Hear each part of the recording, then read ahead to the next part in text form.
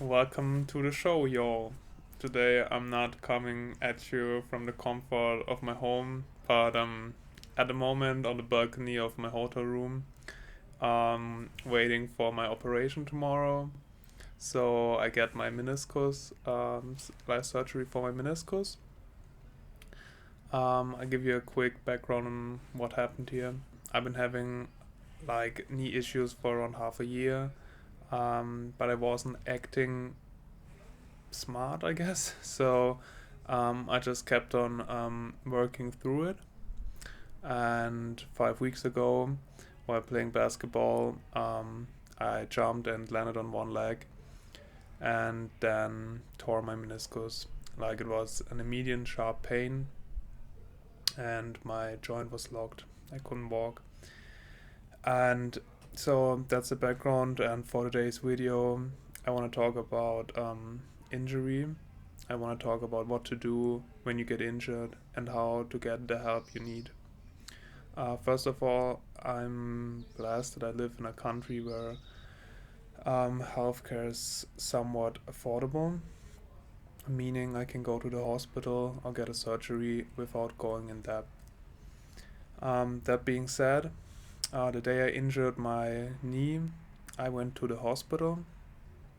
At the hospital, they did an X-ray, like just to see if the bone is broken, I guess. And he did some manual tests, and he was like, "Yeah, you're lucky. If it gets worse, yeah, come back in a week." So after 4 or 5 days, and basically my knee got locked again. Um, I was still a little bit in denial, but the moment my knee got locked again and I felt that pain again, I was like, "There's no way this is I was lucky situation." So therefore, went to my general practitioner, my general medicinal person, um, which was very upsetting, to be honest. Like I kind of like went there, described my situation, and asked to send me to a MRT.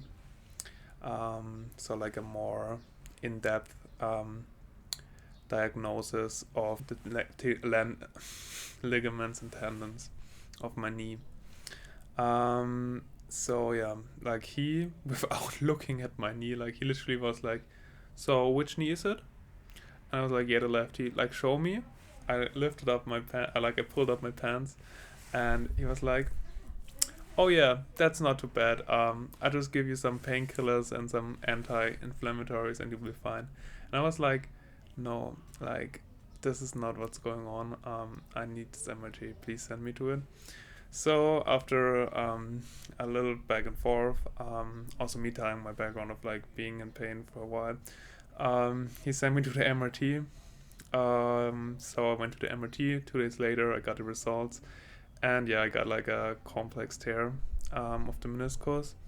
It has a specific name, something like basket, um, basket tear or something like that. So it's a kind of like somewhat the worst tear you can get for your meniscus. Um, so it was quite a bummer. So therefore, I started like trying to reach out for help. Call the hospital to get like a follow up.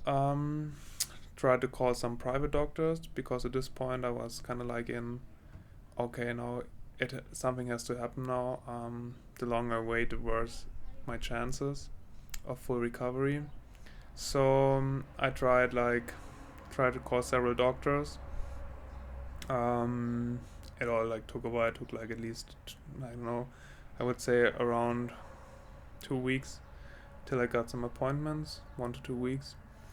Um, so first I went to the hospital. They were in a rush, of course. Like it's the hospital. Like things are busy. Like people don't like. There's not enough people there to do all the work that's required of them. So yeah, like the doctor just rushed through my photos. Was like, yeah, that's bad. We have to like basically cut away your meniscus and maybe consider, but he's in there now. Probably we have to cut it away. So and we can do it in 4 weeks. some just to give you some like an idea. I live like at home. I live in an old building with no elevator in the fourth floor, and like at this point I was literally like at home for like 2 or 3 weeks, and 4 weeks of that would be like just horror. And then also like we just have to cut away. So that was also like a terrible outlook for me. So I decided, and I like did this already before, because I decided also like to see a private doctor to like have someone to talk to a little bit more in depth about my situation, and also like to get a second opinion on it. So I went to this private doctor. It also took a while to get like an appointment there, and he then looked at it and was like, yeah, that's bad, and we have to do something as soon as possible. But apparently it's like very tough these days to get like an appointment for surgery. So he could give me one in, I think it was like 3 weeks after that, after I saw him first time, 2 or 3 weeks. And then he also discovered, oh, like your ACL also looks weird on this one. I was like, that sucks. And at first he was like, yeah, we maybe have to like reconstruct it. And I was like, yeah, that sucks. So he did some tests, like some mechanical tests, and I was like, yeah, actually, like it feels like it's there, but it looks weird on the MRT. So he then also talked with some of his colleagues the day later, and then called me in the evening and was like, yeah, so he's not sure, but he thinks if there's something, we don't have to do a reconstruction, but he's just going to brace it. So he's just going to attach it back to the bone and give it some assistance in bracing. Alright, so fast forward. Tomorrow I have my operation, and afterwards I will, like, this will be the end of the video, will be like me talking about like afterwards, like just to tell you I'm fine and it's all good. And so what is important here? We as athletes, we as sports people, and like we in general, like we have to be very careful with our bodies, obviously, and also like try to scan our bodies. Also, like if we work out, if we do sports, like, and we feel like a nagging, like a small pain, a nagging pain, like we have to try to understand the difference between a small ache and like an injury in the making.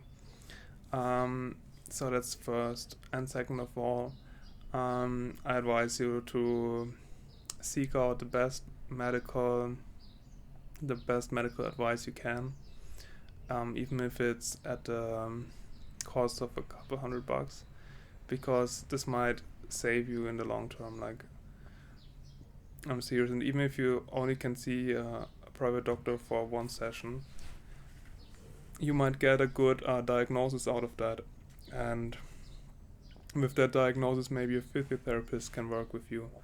And so it's like really important to get a diagnosis, to get a good diagnosis.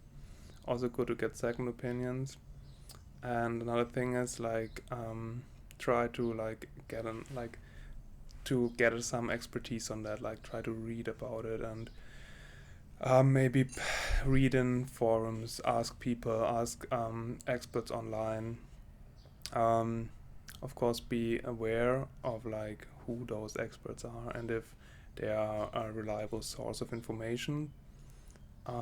Just try to collect data to kind of like state your case, because like imagine you be like, oh yeah, I was lucky, and then you'd be like, oh okay, like he says it's only a small thing, you just have to take a few painkillers, and you walk around with this, and then you like injure your joint more, you are more you may get arthritis, like you make things just worse. It's already bad, and it's also part of it. Like if it's bad, like it's also hard to accept it as bad, and maybe also that like it's it may never be the same again, and it's quite difficult to accept, because we as humans, we tend to it's hard, like if we're confronted with our own mobility, I guess, like that we are like destructible.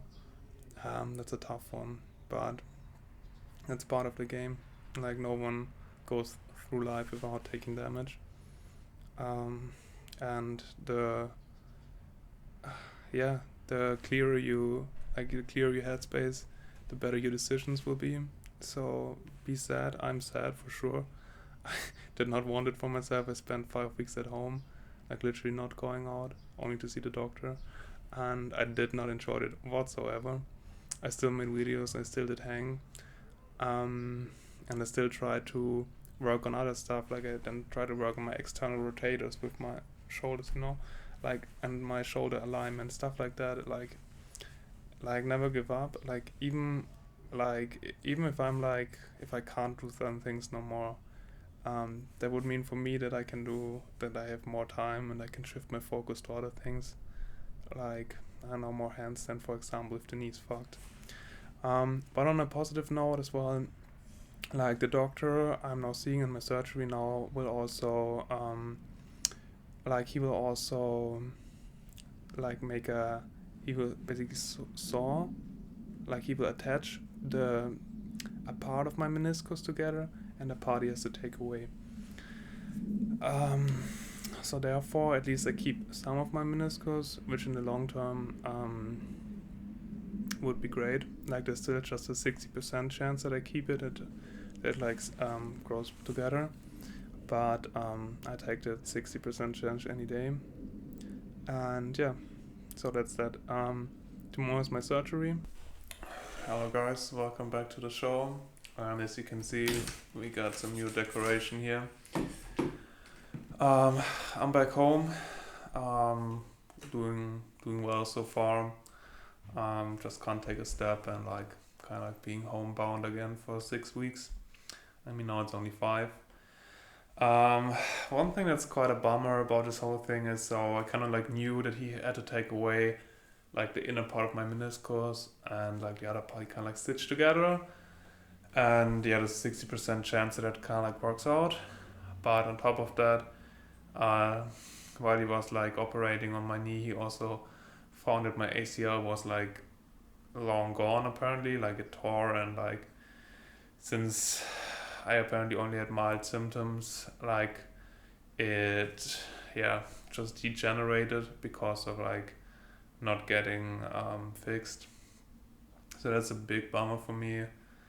That really has bad indications for my future as a sportman, kind of and at first I literally cried, because it kind of indicates so you can't do, you just have to be more cautious. You can't just play a pickup basketball game with your friends. You can't do high impact sports like parkour. It's just on that level it really sucks. But then again, we kind of have to adapt, I guess, and try to figure out ways we can move with this. With this situation, with me not having an ACL in my left knee. So of course, first of all, now it kind of takes some time off, to hopefully the meniscus will grow back together, the stitch will hold, and then afterwards there's going to be physical therapy, and then afterwards I have to kind of just try new things, I guess, like swimming, or I don't know, static things more handstand again. And then hopefully I will kind of find a way of being joyful with my sport activities as I used to, and I also think that I will find the joy again. To my personal situation, I've been sitting at home for 5 weeks, just waiting for the operation, and now I have to sit at home for another 6 weeks, so that's really tough. But I also definitely learned some things, some exercises one can do when one can't move that much, and other things I want to share with you in future videos. Have a good one. Catch you in the next one.